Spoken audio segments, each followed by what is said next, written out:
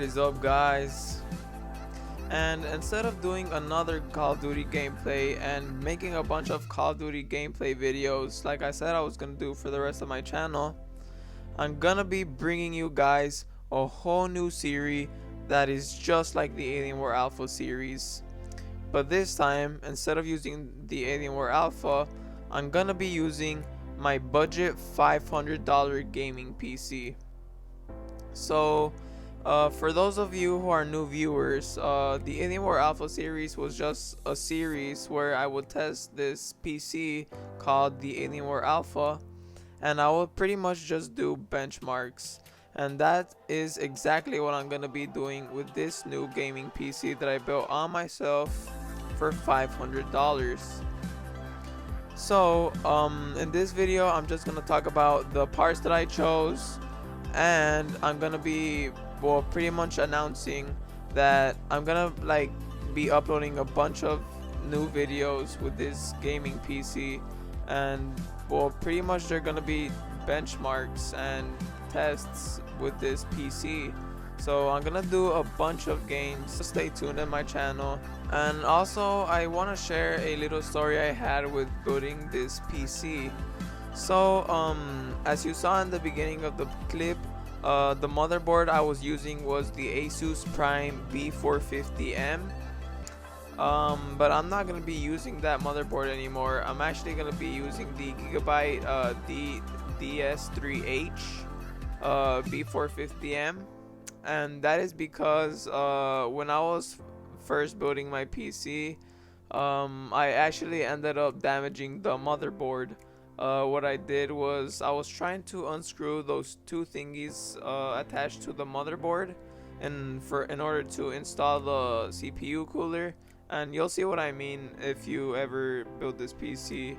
But so I was trying to remove those, and I accidentally kept stabbing the motherboard because the screws were just so tightly screwed into the motherboard.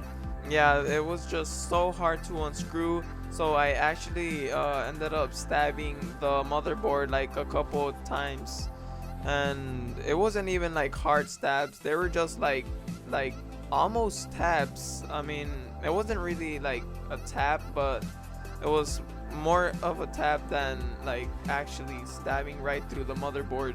But yeah, this just shows how sensitive the motherboard can be. So then I went to the store, I replaced it, and I tried getting another Asus Prime, but they were completely sold out. So then I just found another option, which was the Gigabyte B450M DS3H. And so yeah, so when you're booting a PC, please be careful while you're booting the PC, because all of those parts are extremely sensitive. So let's move on with the parts. So before I begin with the CPU, I do want to say that it's obviously not exactly $500. It is specifically $504. So yeah, that's really close to 500. And also another thing I want to mention is that I'm gonna be saying the prices for each and one of the PC parts, so feel free to use a calculator. So let's get on with the parts.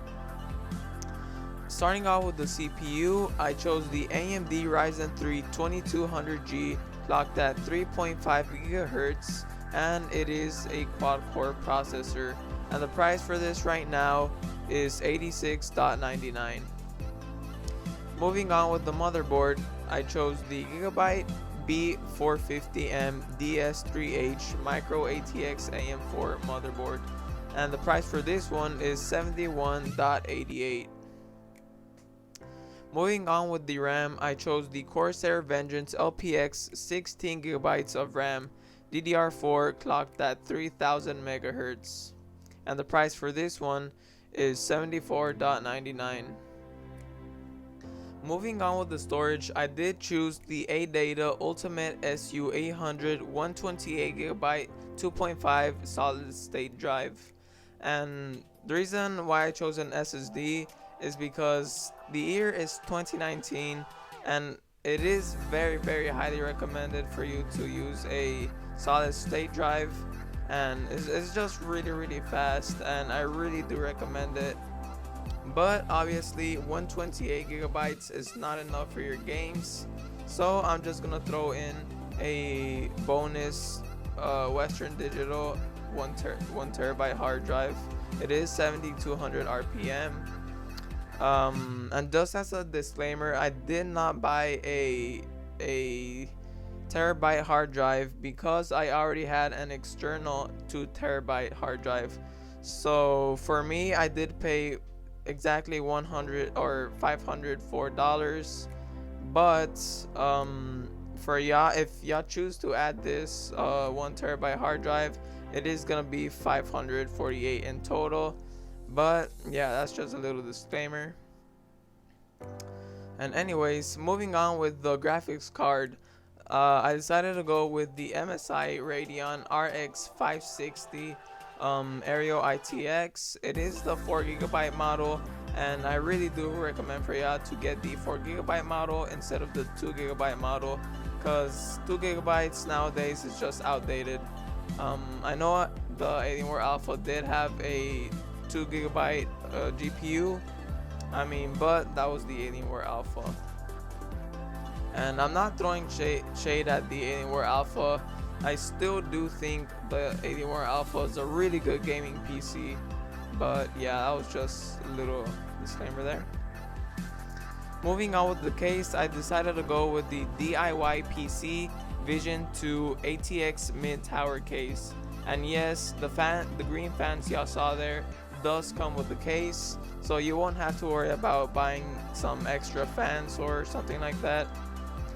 The case has you covered. And last but not least, for the power supply, I did choose the EVGA 500 watt 80 plus bronze ATX power supply. So the total, not counting the Western Digital 1 terabyte hard drive, is $504. But if you are buying the Western Digital hard drive, then your total is gonna be $548, which is still a very good price for this PC. This PC does pack a punch, like it's very powerful. But yeah, I'm just really surprised by this PC, and I'm honestly having a great time with it. So before I end the video, I am gonna say that I have all my parts linked down in the description. It is gonna be in PC part picker. So yeah, so like I said earlier, I am gonna do a whole new series with this new gaming PC. I'm gonna do a bunch of tests in different games, just like I did with my Alienware Alpha. So stay tuned, click the bell, and I will keep uploading some videos with this PC. So that's the end for today, guys. Thank you so much for watching. If you found this video helpful, I'd appreciate a like. But if you didn't like the video, then leave a dislike and tell me what I did wrong in this video. So yeah, thank you for watching once again.